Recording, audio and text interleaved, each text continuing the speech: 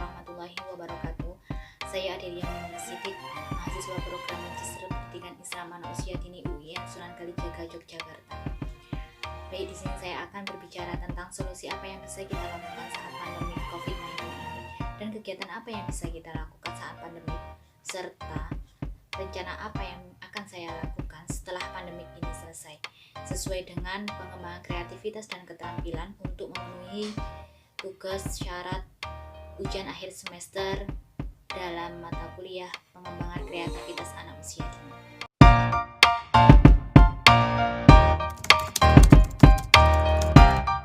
Baik, yang pertama saya akan menjelaskan coronavirus adalah suatu keluarga virus yang sudah ada sejak dulu. Coronavirus mempunyai banyak jenis yang telah diidentifikasi, diantaranya yaitu ada SARS-CoV yang menyebar sindrom pernapasan akut, dan MERS-CoV sindrom pernafasan Timur Tengah, dan yang saat ini booming ada COVID-19 atau dikenal juga dengan novel coronavirus yang menyebabkan wabah pneumonia di kota Wuhan, Tiongkok pada Desember 2020 dan menyebar ke negara lain mulai Januari 2020, dan Indonesia sendiri mengumumkan adanya kasus COVID-19 ini mulai dari Maret 2020 kemarin. Secara garis besar, coronavirus berasal dari zoonotik, artinya berasal dari hewan yang bisa ditularkan pada manusia. Di manusia dia menyebabkan gangguan pernapasan baik di saluran napas atas maupun di bawah, mulai dari ringan flu sampai beratnya yaitu pneumonia atau bahkan menyebabkan kematian. Dari 2 jenis 7 strain yang sudah diketahui, ada 2 yang paling berat, ada MERS-CoV dan SARS-CoV.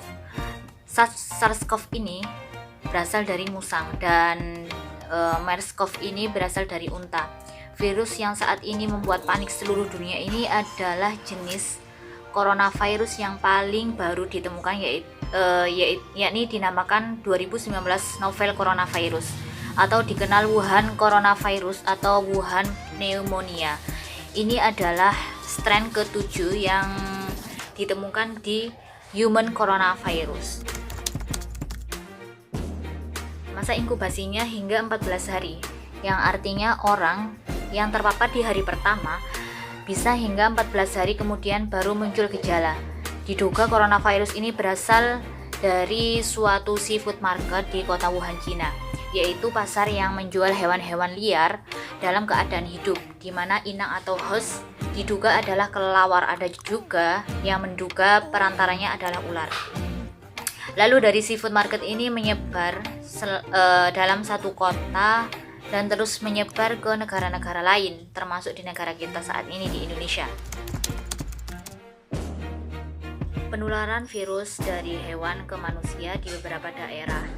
Masyarakat masih mempunyai kebiasaan hewan yang akan mereka makan dipotong hidup-hidup, dalam arti mereka tidak mau tertipu dengan istilah hewan yang dibelinya masih fresh. Diduga pemotongan di depan publik inilah yang bisa menularkan virus dari hewan ke manusia, misalnya saat memotong ular dan ada percikan cairan dari tubuh hewan yang tersebar kemana-mana, dan kita tidak bisa melihatnya karena mereka sangat kecil. Lalu terkena manusia dan manusia itu tidak menjaga kebersihan dan lainnya, lalu memegang barang lain dan barang itu dipegang oleh orang lain atau dengan menyentuh hewan yang terinfeksi, itu adalah sebagai sumber penularan, karena kita tidak tahu hewan tersebut berinteraksi dengan hewan yang sudah terinfeksi atau belum. Dengan demikian, setelah tahu penjelasan virus COVID-19 tersebut, maka solusi terbaik agar terhindar atau untuk mencegah dan mengurangi resiko terinfeksi coronavirus adalah dengan rajin mencuci tangan. Setelah melakukan kegiatan di dalam maupun di luar rumah, sebaiknya mencuci tangan. Basahi dulu dengan air, Lalu beri sabun dan gosokkan kedua telapak tangan. Kemudian gosokkan punggung tangan kanan dan kiri serta sela-sela jari. Kedua tangan kanan dan kiri kuncikan secara bergantian.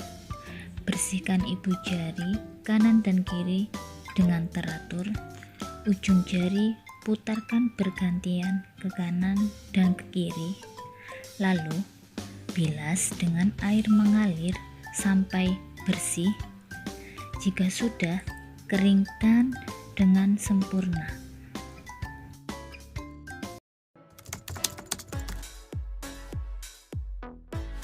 Berikut cara lain untuk menghindari COVID-19 adalah etika batuk dan bersin yang benar dengan menggunakan tisu atau lengan tangan. Hindari kontak dengan orang yang sudah terjangkit flu, batuk, demam dengan menjaga jarak. Meskipun sudah ada anjuran untuk tetap di rumah saja, namun ada saja hal yang terkadang mengharuskan kita untuk keluar rumah. Maka jangan lupa gunakan masker saat bepergian keluar rumah.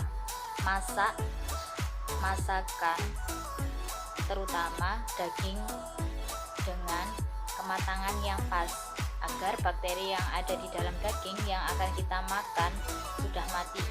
Konsumsi makanan dengan gizi seimbang, jaga stamina dengan olahraga teratur, istirahat yang cukup karena tubuh kita harus kuat serta untuk memperkuat sistem imun kita.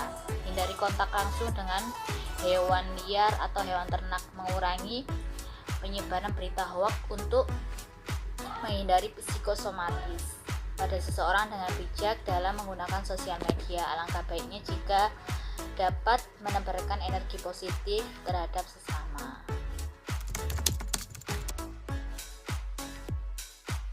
Melihat penyebaran coronavirus di Indonesia semakin menyebar setiap hari dan bahkan setiap hari penyebaran bisa tertular lebih dari puluhan bahkan ratusan orang. Selain itu juga peningkatan pasien yang sudah terpapar oleh virus tersebut terus bertambah setiap hari, sehingga pemerintah menyampaikan himbauan untuk tetap di rumah saja dan mengurangi aktivitas di luar rumah yang tidak terlalu penting. Dengan demikian, semua lembaga pendidikan termasuk perguruan tinggi juga ikut lockdown untuk mengantisipasi terjadinya penyebaran lain dan untuk memutus mata rantai penyebaran virus tersebut. Sejalan dengan keputusan Presiden RI menganjurkan untuk kerja, sekolah, dan melakukan aktivitas di rumah, sehingga beberapa bulan ini banyak masyarakat yang mendukung dengan kebijakan tersebut dengan menggunakan tagar atau hashtag tetap di rumah saja atau di hashtag di rumah saja. Tujuannya untuk masyarakat saling mendukung ketika tidak ada keperluan penting, sebaiknya di rumah saja. Dan bagi pekerja yang diwajibkan untuk bekerja di luar rumah, tetap menjaga kebersihan dan kesehatan. Anjuran seperti ini sekali lagi untuk memutus rantai penyebaran virus corona. Menyikapi pandemi COVID-19 kali ini, beberapa wilayah juga melakukan lockdown atau bisa disebut dengan pembatasan aktivitas untuk keluar daerah. Bisa juga disebut karantina kewilayahan sebagaimana diatur dalam aturan Undang-Undang Nomor 6 Tahun 2018 tentang kekarantinaan kesehatan. Dalam undang-undang itu disebut kekarantinaan kewilayahan atau lockdown adalah kira-kira membatasi perpindahan orang, membatasi kerumunan orang, membatasi gerakan orang demi keselamatan bersama. Maka segala aktivitas hanya dapat dilakukan di tempat tinggal. Bahkan saat ini diberlakukan peraturan dilarang mudik atau pulang kampung bagi perantau. Dan di Surabaya, di tempat saya tinggal saat ini, sedang berada di zona hitam. Dan setiap hari terjadi peningkatan pasien COVID-19 sehingga pemerintah kota Surabaya dan sekitarnya mulai menerapkan PSBB atau pembatasan sosial berskala besar dan dilakukan tahap 1 sejak 1 April 2020 hingga 11 Mei 2020. Karena penyebaran virus corona di Surabaya Raya dinilai masih masif, serta hasil kajian bahwa ada 70% infeksi coronavirus yang bertahan di tubuh manusia lebih dari 14 hari, maka resmi diperpanjang di tahap kedua yang dimulai sejak 12 Mei 2020 sampai 25 Mei 2020. Dari evaluasi PSBB tahap pertama dan kedua, dan ternyata kasus COVID-19 ini masih tinggi dan beberapa pertimbangan lainnya, maka diputuskan memperpanjang PSBB kedua selama 14 hari dari 26 Mei sampai 8 Juni dan dapat diperpanjang kembali sesuai hasil evaluasi nantinya dengan diberlakukannya jam malam jam 9 sampai jam 4 subuh. Banyak hikmah yang bisa diambil dari kejadian yang sedang melanda bumi kita saat ini. Saya pribadi mempunyai banyak aktivitas yang dapat dikerjakan di rumah. Di antaranya dapat berkumpul kembali bersama keluarga, meluangkan banyak waktu bersama, menjadikan setiap detiknya bermakna untuk diri sendiri dan sekitarnya. Bukan ketidaksengajaan lagi, karena saya juga menjadi pendidik di sebuah taman kanak-kanak di Sidoarjo dan merintis rumah baca kecil-kecilan di rumah. Jadi setiap pagi saya membuat rencana kegiatan harian untuk anak murid belajar di rumah bersama orang tuanya. Tidak lupa meluangkan waktu untuk memenuhi tugas kuliah di malam hari. Dikit demi sedikit mengumpulkan niat agar tetap fokus di hari aktif perkuliahan. Sesekali saya mengajak teman untuk berdiskusi via WhatsApp setelah saya membaca buku dan mendapatkan informasi dari beberapa media. Karena saya rasa ketika berada di rumah, ide-ide saya tidak berkembang tanpa ada selingan antara diskusi dengan aktivitas.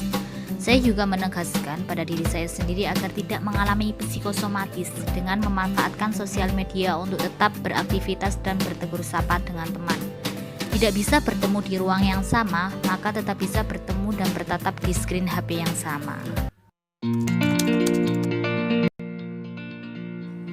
Rencana dan harapan ke depan setelah pandemi COVID-19 ini berakhir, ada beberapa hal yang akan saya lakukan dari segi keterampilan dan pengembangan kreativitas, pengalaman, dan pengetahuan baru yang saya dapatkan saat karantina di rumah.